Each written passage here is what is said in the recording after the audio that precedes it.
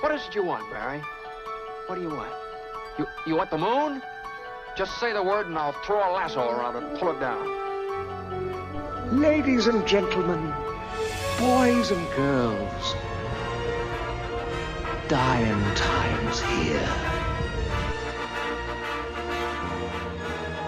Come with me if you want to live. That's it, man. Game over, man. Game over. The Force will be with you, always. Ladies and gentlemen, welcome back to both the combined efforts of 20th Century Geek and Stories Out of Time and Space. We are talking about G I Joe, and I'm here with Julain Darius to talk about G I Joe Resolute. Julain, how are you doing? I'm doing fine. Yo, Joe, how are you doing? Yeah, this is an interesting one. I'm good. I would say this is like the Dark Joe returns. We're getting a different Joe to the 1987 version. This is a 1 hour animated series. It's a combination of web episodes, I think, put together. And in doing so, it's an hour long third act. That's pretty much how this felt. It goes at a hell of a pace. I think the animation in this is brilliant. But basically, the film starts with a series of attacks on civilian and GI Joe bases and assets. And we find that the Cobra Commander has come back a lot more serious and a lot more aggressive, and is basically promising to destroy parts of the world using a proton cannon, an energy weapon. An energy weapon. Sense. Yeah, that's fine. I also don't understand his plan, because he's like, I've been asking for money for years to gain power, but I understand that power is better because then you'll give me money. But I'm like, I don't. Where are you? Like, does he go on a shopping trip down, like, to? Why does he need money? That whole line business doesn't make a lot of sense. Yeah. So he has a plot that's basically sort of like, I'll have $1 billion. It's all very Dr. Evil. But it then turns into like a series of incredibly violent shorts. A great fight between Storm Shadow and Snake Eyes, and an angry Duke throughout. And a very, very abrupt ending is all we'll say. What are your thoughts on this and on Resolute? The G.I. Joe franchise was kind of stagnating for a long time. When this came out. I mean, there had been several attempts to revitalize it. The 80s series sort of lasted longer than Transformers. It came to a close in the early 90s. The comics ended. The animated show had been revived after the movie, and then, ended again under a different production company. And they revised it in the 90s as G.I. Joe Extreme, and that did not do great. And there had been a couple additional attempts, and none of them really took off. And so for this one, they got Warren Ellis to do the writing. And, he probably was using this to, groom young women who want, unfortunately, so as with everything by Warren Ellis, including some amazing stuff, it's now been tainted. But this was kind of like almost under the radar. It was this kind of like half-assed, G.I. Joe web series / movie.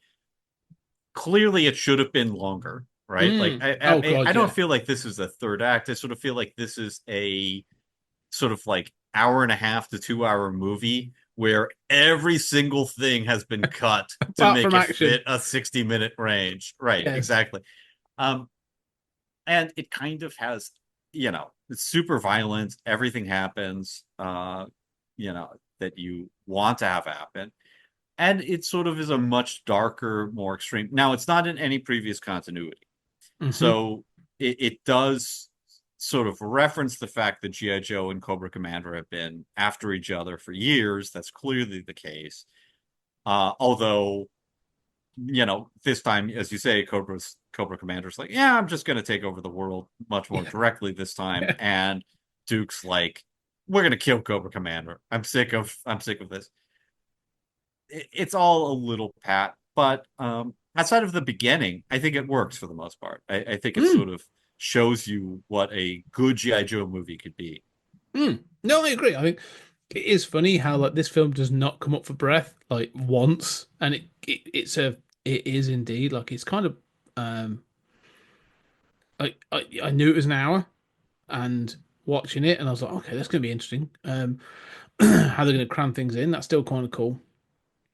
But yeah, the amount of stuff that's in here, that just like the things that there's some stuff that's discussed and not discussed and just happens is insane. Like um, I it's one of those things that I think because of the time scale that it has, it also cuts corners. And those corners kind of feel that that's where this thing should have breathed more. The two biggest for me are it has this island at the beginning, and it's like decommissioned. It's like Cobra Island or whatever it's called, like Mhm. decommissioned, big letters. In But theory, they've that's the same Cobra Island as in the G I Joe the movie that we talked about. yeah, but they didn't decommission the missiles, these massive, massive missile things. And it's like, well, it's not decommissioned then. It's kind of acknowledged later on, but not explained. Like where you do need something that's like, well, why didn't this get decommissioned? What you know that needs to almost be a plot point of they didn't do anything with these clearly usable staggerlight or staglite they call them satellite things that go up into the atmosphere. Like this, yeah, there's a real problem with that. And the other one is almost like there's a weird montage when they had this sort of round the table and they goes to go basically it's like go help the admin staff on the ship. And they all sort of there's a little weird montage of like recognizable GI Joe characters leaning over people working at computers. Mm, That's kind mhm, of like we need an investigation, but it needs to mm. happen very, very quickly. So we're going to have like a 3 minute montage that's going to quickly crack us through this. Yeah, I think all of my problems with this are really based on the pace. Yes. The other thing to say about the pace is that Cobra Commander delivers his ultimatum to the UN and says, "You have 24 hours." Now, I think the opening is a little weak just Mhm. because it's so fast. You're like, oh, Major Blood is dead. His body has been left at the Lincoln Memorial. Why is that? Oh, here's another mystery. Here's another. And you're just like, when is this movie going to start? Like, I don't Yeah. know anything that's going on. Of course, by the end, it all makes sense. Um, but basically, Cobra's decided to make its big move. Mhm. They eliminated Major Blood because he was annoying and a problem. A And traitor, they say. yeah. And so, they attack the flag to take out G.I. Joe and demand that the UN surrender, the world to Cobra Commander and destroy Moscow Mhm. just as a demonstration. So, right away, you're like, oh, they're serious this time, right? That's kind of the premise of this movie. It's like, it's G.I. Joe, they're serious this time. Yeah. Um, but but unlike G.I. Joe Extreme and these other attempts to kind of make G.I. Joe a little more realistic or a little more adult or a little more violent, these are the classic characters. They're basically in line with the characters who although animated in a very sort of like, early 2000s Mhm. style. Lots of jagged lines everywhere. Um, but yeah, I mean, the thing that bothers me is the 24-hour period. I Mhm. mean, the movie needs more time to breathe, but it's like you put together a plan and execute that plan in an hour. Everybody transports themselves around the globe. Instantly. Nobody's recovering from this attack on the USS Flag. Like it'd be days before you'd even, be ready to do anything after an attack like that. Um, yeah, so the timing of the movie itself is accentuated by the timeline within the movie. Yes. Yeah. Well, you say about the plot as well. Yeah, because that's it. I think that's the biggest thing. This is so breakneck that you kind of forget the 24-hour thing, but it pops up several times and you're like, oh, yeah. And then you find out they have traveled around the world and you're like, oh, okay. Um, Multiple times. And yeah. it's a And back as well. Um, if you're gonna rig a balloon to go into the upper atmosphere, that takes what, 30 minutes? mm, yeah. Yeah, right. Yeah. They've got a subsonic jet, which is highlighted that takes them everywhere. Um, one of the things that's the one of the things that sort of is out of lot. Okay, there were two things I have questions about that I think I need from a sort of a let's say a lore perspective. I got you covered, mate. Okay, so this is it. The first one is there has there ever or is there supposed to be a potential relationship between Scarlet and Snake Eyes? Because there's a whole Yes. okay, good. That I was unsure, but it's there because she obviously chooses Duke, but then she chooses to stay with the unit or with Duke whilst Snake Eyes goes off to fight Storm Shadow. And I was like, okay, is that a thing that's known? But So Snake Eyes was not as important in the cartoon show in the 80s. mm, But in the comic book, Scarlet and Snake Eyes were an item and were right, together throughout basically the entire comic. So it's traditional that they have a relationship of some sort. In this movie, it's kind of like Snake Eyes hasn't made his move. hmm And, so she wants Snake Eyes to do it. She wants to be with Snake Eyes, but Duke is kind of the one making the move. the moves. Uh, but she really wants to be with Snake Eyes. I think Mm. that's the way this continuity works that out. No, that, I thought that that's there, but I wasn't sure about the let's say the not even the canonical, but like let's say the lore past. Mm-hmm. The other one then is still Snake Eyes because he's obviously explored in the films and he's going to become a key factor going forward. Is this thing with Storm Shadow?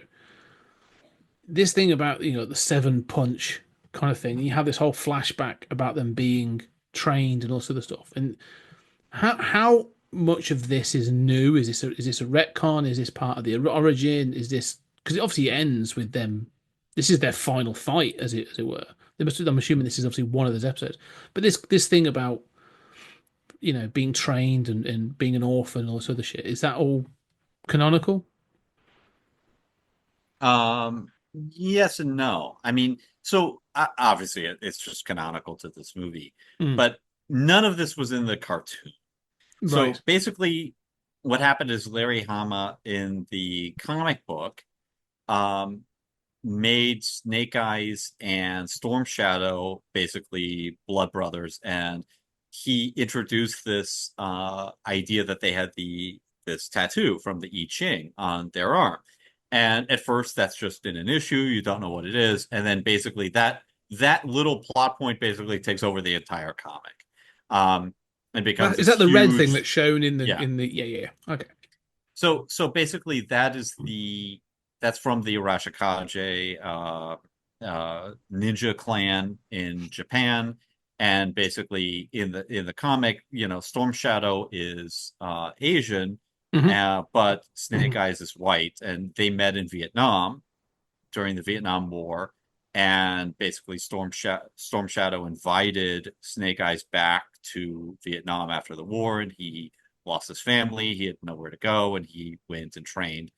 And then the leader of that clan was indeed killed, um, and in an assassination.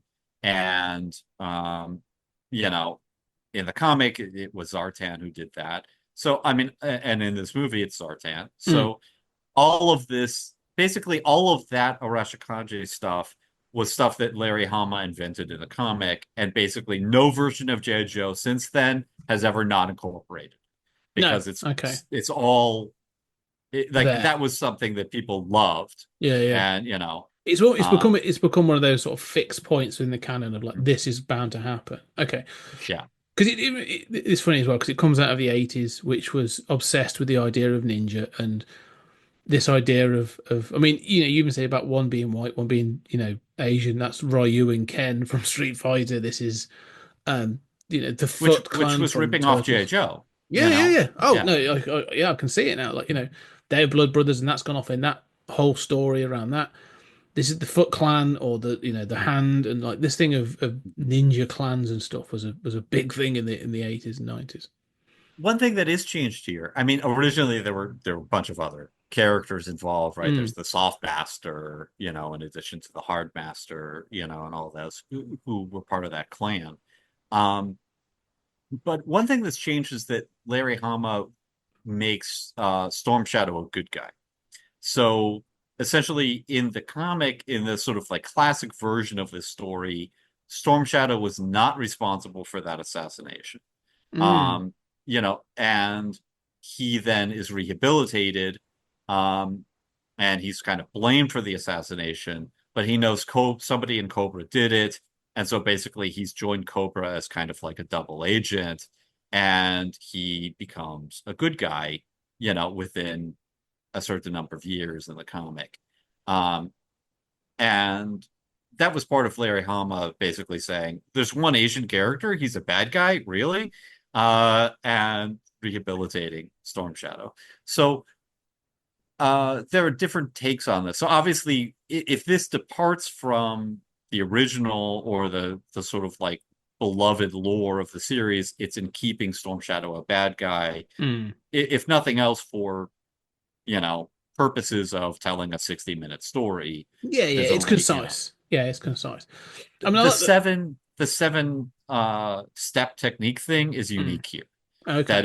That is unique to this. And that's like obviously stolen from kung fu movies and stuff. I was gonna say, yeah, it felt. That's why I wondered if it was already in there because it felt like this has come from one of those sort of like 70s and early 80s sort of kung fu films. So, okay, that's cool. I mean, it's good. I love the fight. I mean, I was kind of surprised how it ends. It's kind of definitive at the end, and it's kind of shows that like Snake Eyes is the superior fighter. And I was curious, like, oh, okay, is this supposed to kick off, you know, a new series? In which case you've done a bit of a thing where you've killed off one of your characters. Cool, all right, that's fine. But I love the animation. This is great. I like all this kind of stuff that's going on. Snake Eyes attack on the island where he sneaks in. It's the best part of the film, for my opinion, as a segment. He drops down. He's got his glider wings. Comes on, uses his ninja skills, has them hung up, and uses the grenade belt, and like cuts a guy in half. It's all good stuff. Look, it's violent and stuff, but it works well, and I think it's animated incredibly well. So, I do like that whole thing with him and Storm Shadow. My only problem with it, and I think this movie does so much with a limited budget and a limited time. My only problem with it is that the whole Arashikage plot is totally independent from the rest of the movie. Yeah. This is really two movies. One is Cobra Commander and G I Joe, and the other is, oh, there's a little note with the I Ching symbol.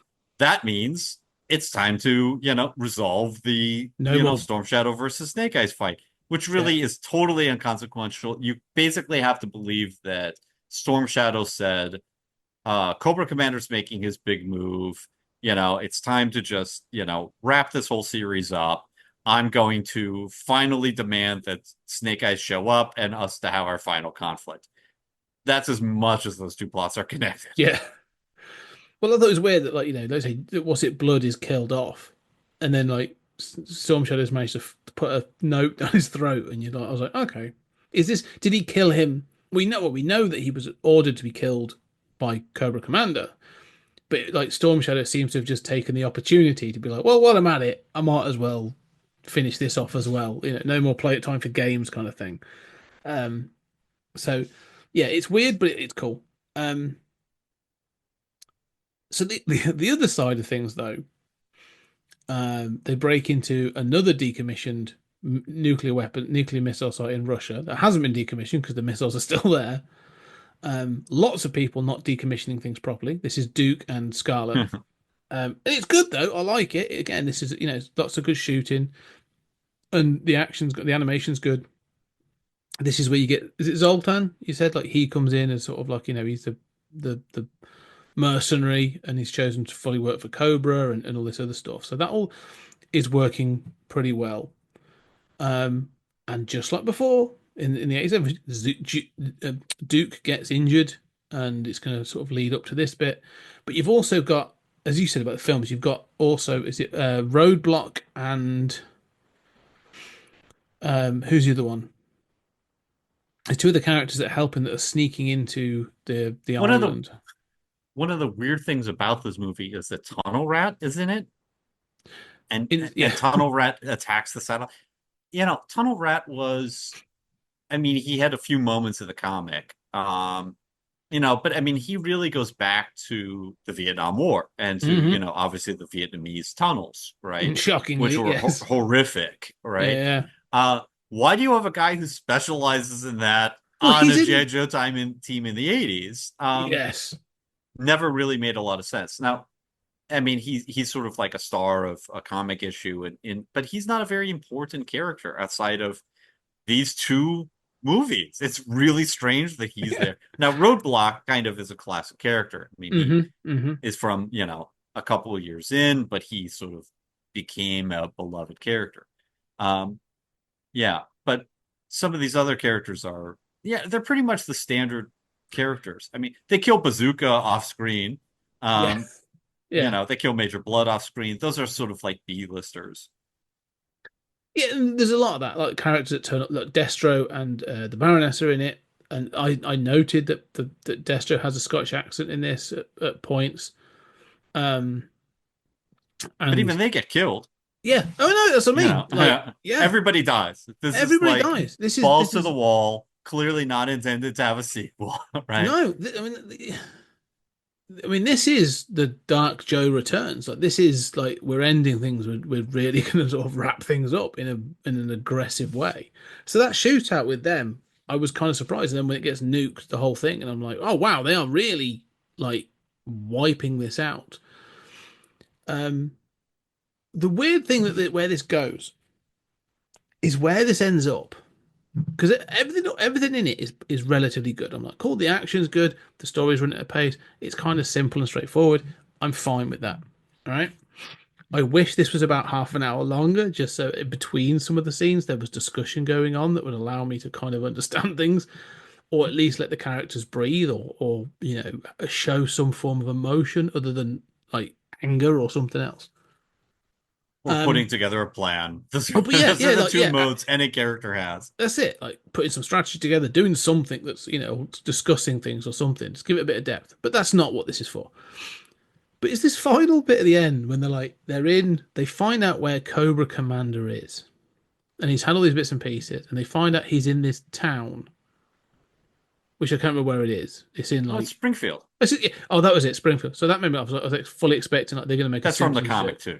Right, okay. I was fully expecting a Simpsons before the Simpsons. That was fuck the Simpsons. But they turn up and they're like, they've hidden so incredibly well in this fully abandoned town. And the mall is hiding Cobra Commander's base, and they're going to knock on the door by launching a hell of a lot of missiles at it, and they're going to get this final thing. And it goes again at hell of a pace. It's fine, but there's no one that goes, is anyone living in this town? Do the henchmen's families live in the houses that we're about to flatten? Like, is this like, I don't know. It just felt really like Duke is just like, fuck it, we're gonna kill everybody, and it just felt so sort of like, I was like, oh wow, this is like they don't care anymore. Like they've almost like G I Joe's become like a terrorist organization because all this is on American soil, and I was like, I'm really kind of like struggling. Like we've said before, roll things forward. What happens after? Like, I want to see almost like the congressional hearings that explain all this after. Yeah, you basically nuked an American town. There were this many people living there. Yeah. Right. Yeah, you sort of saved the world, but was this the only way? Obviously it was in the movie, but But it's done with extreme prejudice. Let's put it that way. I mean, I think that this series basically obviously is not intended to have any sequels or anything. It's so weird that it existed at all. It obviously has remit to be as adult as it wants, basically. It's certainly as violent as it wants. And it gave us sort of like the first real attempt at doing that Arashikage stuff in live action or in a motion picture format. That stuff had not been adapted, previously. So Springfield is also from the comic. And the idea is a Cobra base. As a Cobra base. Yeah. Okay. So the idea is it's a nice, quiet Midwestern town. Of course, Springfield is the name. Every state has a Springfield, right? And Springfield is a nice, quiet Midwestern town that looks normal on the surface, but underneath is really a secret Cobra base. And it's all the like sleeper cell thing. Basically, like if you're raised in and it's in the TV show too, briefly, the cartoon show, not quite as successfully, but the idea is that it's like sort of it's all sleeper cells, In the comic, it's like, there's a video arcade and like, Dr. Venom or Dr. Mindbender has a lab underneath it and everything like, there are secret weapons dumps, yeah, there's secret, sort of like transforming elements, like you sort of see the secret X-Men style base, in The this. floor opens and there's a big thing comes out and that sort of thing. Yeah, all that Yeah. stuff goes back to the comic. And, you know, later on when they introduce the Crimson Guard are basically, you see those red uniforms in the 87 movie. Those Crimson Guard are basically sleeper cells in the comic.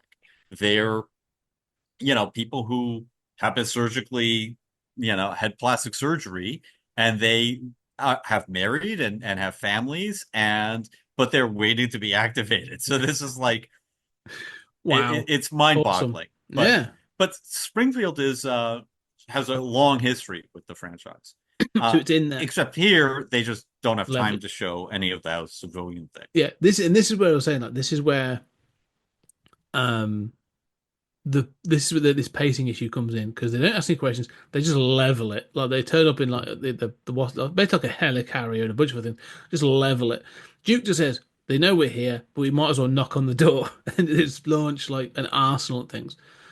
Whole load of fighting ensues. It's all fine. I'm kind of missing Sergeant Slaughter at this point, but it's all good. But it comes down to like a weird confrontation between Duke and Cobra Commander. So Cobra Commander's like got himself in like basically a panic room, and he's like, "You can't get in here. It's bulletproof and so and so forth. It's got its own power source and all those other things." You're like, "Amazing, cool." So Duke sort of just leaves him. Yeah, he shoots out the controls for the door, Yeah, and then so leaves. he can't get out. And then it's like, so the sort of like quick sort of like turnaround is that Cobra Commander sort of like brags, "Oh, you can't stop the firing sequence once it's activated, right? It's going to, I may be defeated, but this weapon is going It's to still gonna destroy happen. another. It's going to destroy Washington, D.C." And so, like apparently you could change the target. You just can't stop it firing, right? The targeting sequence isn't locked. So, Duke's just like, right, I'm just going to have it aim right here. Yeah. And, let's get out of here. And now Cobra Commander's trapped. So, Yeah, I mean, it's whether you buy that or not, I mean, it's a quick little. That's fine. It just ends very, very quickly. And then there's kind of like a weird voiceover that's sort of like, then they went back and Cobra Commander's cell thing wasn't there. Yeah, it's been destroyed. Yeah, that weird kind of like voiceover ending, with a, typing on the screen. Like it is a very sort of like 30s style ending, right? Like they fly away, Springfield is destroyed. It's cool. But it's like there's no triumphant Yo Joe scene at the end. It's just like, by the way, we went back. Cobra Commander's really dead. Yeah. What is it? Because the way I read it, the way I heard it was like, was it he was really dead, or was it because it was missing? So I assumed it meant like, oh, he may have escaped, or is it that he's died? I don't know, because it's so fast. I was like, oh, okay, I'm just gonna. I read it, especially in the context of this everything else version where they kill everybody. Destro and the Baroness are dead. Storm Shadow's dead. I mean, everyone's dead. I think, it's been destroyed by the blast. But you're right. I mean, you don't see the body. I mean, I guess that panic room could have, submerged under the ground, or teleported to a Cobra VTOL. Yeah, exactly. It teleported to Cobra La in the last minutes of things. Yeah, but it does end very, very quickly. I was because the credits coming up, and I was like, oh, you've ended. Okay, like it's very, very quick. Yeah, it's definitely a weak part. Yeah, it's a weird this whole thing. I mean, you said it's considered. Yeah, this is considered quite highly, I think, within certain G I Joe things, and it's not bad. Like I think the animation in this is cracking. I think I really enjoyed some of the scenes and stuff.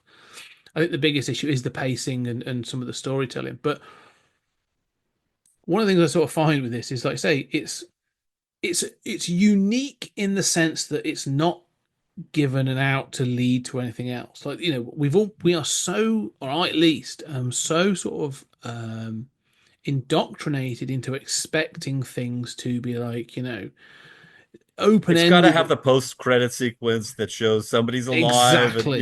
there's a twist. We're setting up Yes, 3 different sequels that we might not even do. this is going to lead into a comic or a computer game or something else. There was a purpose to this other than just to kill everyone. Like, this is going to lead to something different. A And the shared fact, universe. yeah, like, yeah, it could be that like this massive blast actually disrupted the side of a mountain over the, and all of a sudden the Ark is revealed and then the Transformers are there. Like, Yeah, or the Inhumanoids come out from underneath the earth, exactly, like, you know. yeah, I was so expecting this to have that out that this is leading to that. But the fact that it doesn't and it's so definitively ended was kind of jarring. But that's more my expectation of sort of modern media than anything else. So I was kind of like, what was the purpose of this if it's not leading to a sequel or to a wider thing?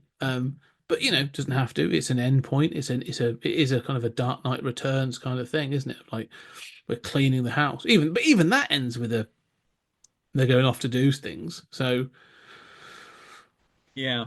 I mean, I think for me, this is sort of a proof of concept. mm, Um, I think that yes, it's fast. Yes, it's, I mean, it's, a web series that was recut into a movie. Um, it's obviously been given carte blanche to do what it wants, and it's not gonna have anything else follow. I think that as somebody who loves G.I. Joe and mm, grew up with G.I. Joe, and most G.I. Joe fans sort of feel that G.I. Joe was not violent enough, characters didn't die, you use of know, laser guns and all that. and especially on that cartoon show, I mean, any vehicle that explodes, you see everyone jumping out, and it's like, it's a helicopter. You're going to fly into Yeah. the rotors, how are you parachuting out of a helicopter? I can't believe I Um, didn't mention that on the last episode when one of them starts the helicopter by pushing the rotor blades around and then rides the helicopter into battle, like under the blades. Amazing. Yeah. oh yeah, no, Chuckles is totally just like hanging off underneath those blades, firing a handgun. Yeah. And that helicopter, yeah, that's a Tomahawk. I mean, that's a heavy Mm. helicopter. And it crash lands and lands through goes through like 10 floors, and they all just climb out like they're totally fine. I mean, this is this kind of stuff that I don't think the G.I. Joe fans need G.I. Joe to be 100% realistic. I mean, No, it's this not. is It's not much more Saving Private James Ryan. Bond. Yes. Yeah, and the Resolute is basically James Bond level of unrealism, right? I mean, Yes. it's like, here's this weird device. It's kind of it's based on quasi physics. It sort of makes sense. Um, Obviously there's going to be some sort of scientific, some sort of sci-fi element, Mm. but within a range of more realistic options than past versions. Um, it does the Arashikage stuff from Larry Hama's comics. It does, it's got, Springfield is putting these elements in, and it's violent and people die. And I think that this is sort of proof of concept. Yeah, it's short, it's low budget, but this shows you that you can do a G.I. Joe movie or revitalize G.I. Joe and do it right. And I think for fans like me who sort of, love the original stuff, but always felt the original had key Mm. errors in terms of, how its world had been constructed. This basically was the proof we were right all along, that, you could this franchise still had life in it. Obviously the live action movie was just on the horizon, but that this franchise, you know, could be really great, and that if you did it the way basically we wanted, it could work as a sort of like balls to the wall, amazing, fun action military Sci-fi versus action terrorists. adventure. Yeah. Yeah. Yeah. And so, I mean, I always regard this as kind of like a proof of concept in a way for the entire franchise. And I think in a lot of ways, it still has never recovered the heights of this movie. I think that like the taking the best elements from the different, from the comics and from different years, having those characters be very definitive versions of themselves. I mean, I would rather have Scarlet and Snake Eyes in a relationship, but I mean, this is really close to what fans want. And I think it's closer both in its realism and in its characterization than even the 3 live action movies we're going to talk about.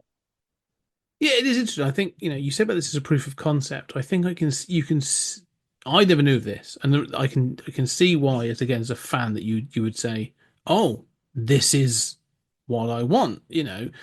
We definitely coming from an era, sort of again. I think the 2000s. This is what 2009. I mean, you've just come off the back of Batman Begins, and you're gonna get the Dark Knight, and even like the Jason Bourne films, even Bond, and everything was trying to get to a more realistic kind of like the fantasy elements were being played down, or at least played in a darker way. Between 2001 and 2004, even the Ninja Turtles had a sort of a return to a much more sort of darker sort of tone in that series. I love that series. Like it's again, it sort of really plays things out in a different way. So I can see that this is reaching along that kind of path. But what this is, I think that I can sort of see as well is one of the things that's happened in the more recent years, and again, it's divided fans, but like they did similar thing with Masters of the Universe, He-Man and the Masters of the Universe. Like Kevin Smith did it for Netflix, and they did like, oh, we're going to continue on from the TV series of the 80s, but we're going to sort of continue sort of like there's a slight element of campiness, but like we're going to do it in a much more modern way with all these other things. And I feel like this feels a little bit of or precursor to that, sort of like I say, a proof of concept, saying like, oh, we can go back to those cartoons, and we don't have to do them in the way that we did in the 80s, but we can still keep some of the elements, but we can modernize and do all that sort of thing. And so I think this works. I think this works incredibly well in that sense, and I wish that other things would have taken sort of note and gone down this path. Again, I think and unfortunately, because of the association with Warren Ellis, I think it's sort of there's that element of it that has to be taken into consideration. But I do, as a writer, I am.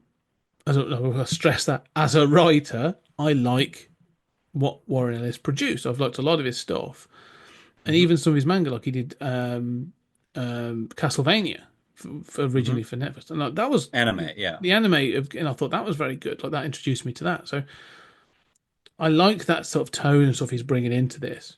And I do kind of, this is one of the things where I do think they could have. The thing we'll talk about for next week, obviously, is did this have any influence on the live action film? No, clearly not.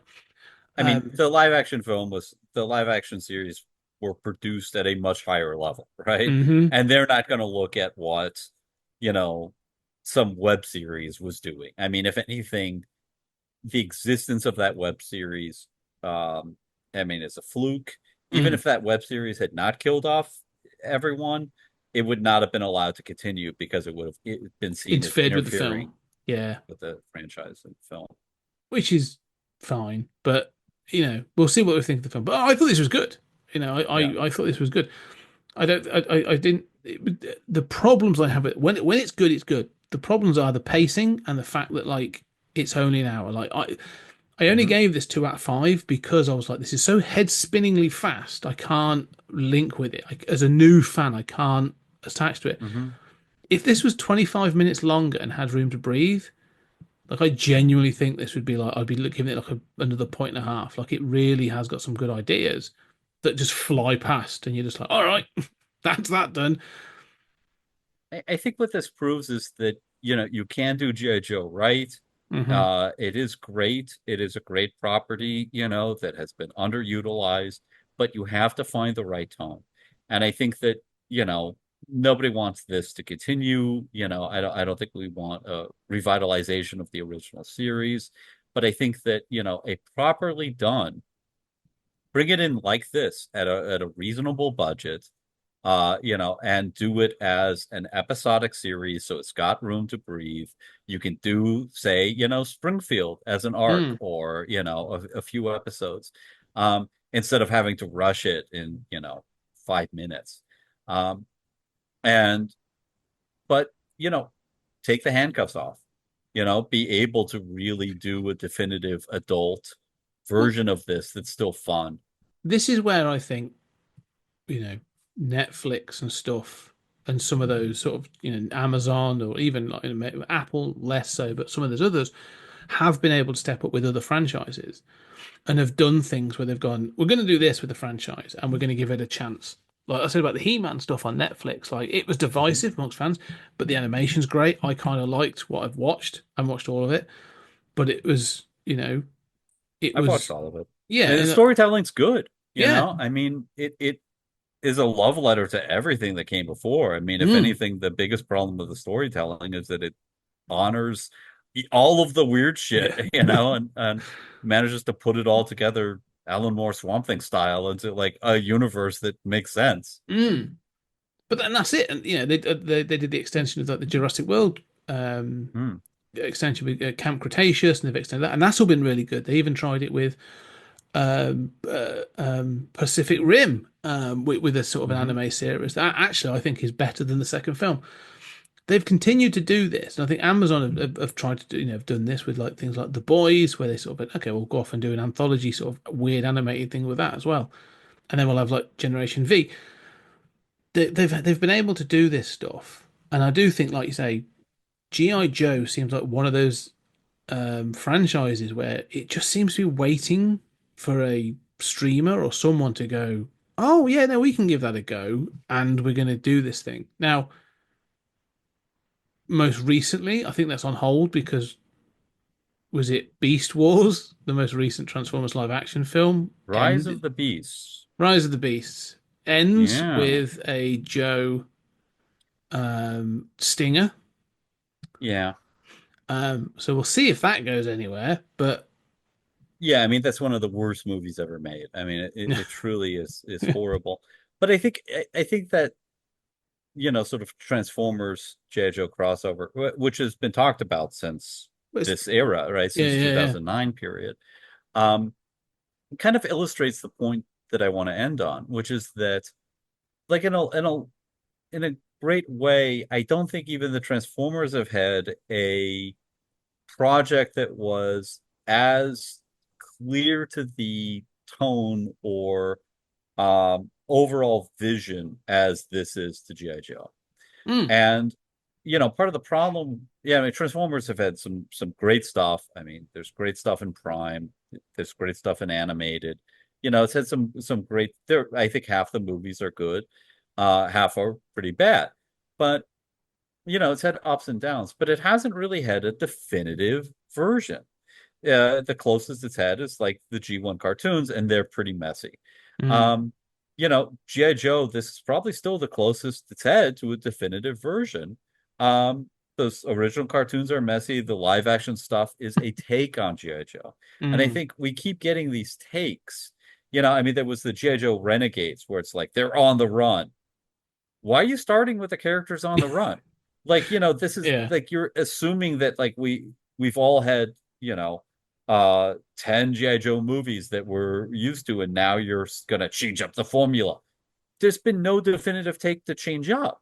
And I think that both Transformers and G.I. Joe suffer from this. But Mm, just keeping to G.I. Joe, I mean, those movies, they each go in a different direction. We'll talk about them later. But, there really is no definitive G.I. Joe. There really is no definitive Transformers.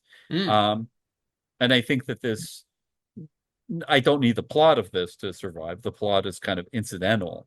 But this idea of sort of taking the best elements, treating it maturely, treating it seriously, getting the characters right, this is what fans want. And I think mm, that fans like it because, just like fans of a novel, the stuff that worked for them is probably going to work for the mass audience. You need to keep it within a certain, you know, uh, spectrum of, adapting it as you need to, but get the characters right, get the basic plot right. Um, so, I mean, I have a lot of admiration for this. I think this is really a beacon for, it's not definitive, but for kind of trying to get the tone right. That the fact that you can do these as, adult, fun franchises works. And I think everything else is a take on G.I. Joe. a take on Transformers. No, I'd agree with that. Definitely agree with that. And I think, and I appreciate that this is what fans want, and it's giving them what they want. I can see why it appeals to them as well, and sort of treat them seriously. It's given sort of credit and that sort of thing. It works on that front. Anyway, we shall wrap up there because did they take heed and apply these kinds of lessons to the movie that we're going to watch next week, G I Joe: The Rise of Cobra? We shall see. Anyway, that's what's coming next on the next episode. But for now, go Joe. Yo, Joe, indeed. Julian, thank you very much for joining me on this journey and for taking me through and explaining and being the sort of the keeper of the law in this case. Yeah, we'll see how next week goes for more questions. I have all those old Action Force stories. I have to admit, but yeah, Britain was not as into Action Force. No, it was a little more forced. Yeah. Than we'll G.I. see. Joe Yeah, was. well, we'll see. We'll see how I reacted to GI Joe: Rise of Cobra next week because I remember going to see it at the cinema. I still remember going to see this at the cinema. So, we'll see how that went. But for now, Julian, thank you very much, and ladies, gentlemen, thank you very much for joining us on this journey. It's a pleasure to be on 20th Century Geek again.